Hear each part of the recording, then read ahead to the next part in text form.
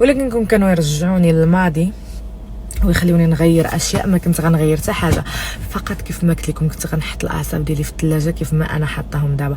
باش توصلي لهاد المرحله هذه خصك اعوام وسنين ديال الخدمه، اوكي. خصك تعالجي عند طبيب نفسي، خصك تخسري بزاف ديال الفلوس باش تقدري توصلي للمرحله اللي وصلت ليها انايا. والله العلي العظيم نجيك من الاخر، وبلا ما نهضر على المعجزات اللي وقعوا في حياتي اللي انا بلا ما قلت انا بفضل الله سبحانه وتعالى هي اول حاجه وصلت ليهم لراسي، اوكي. يعني بفضل الله والمساعده واليد ديال الله سبحانه وتعالى انا وصلت لبزاف ديال الحوايج اللي انت اللي كتفرجي فيه كيجوك شي حاجه صعيبه. شحال من وحده في السوشيال ميديا، شوفوا راه كلشي نقولها ونعاودها، كلشي تمثيل. انا بنت السوشيال ميديا وانتم متفرجين، انا عارفه ما يدور وراء الكاميرات، كلشي تمثيل، كلشي غير كذوب.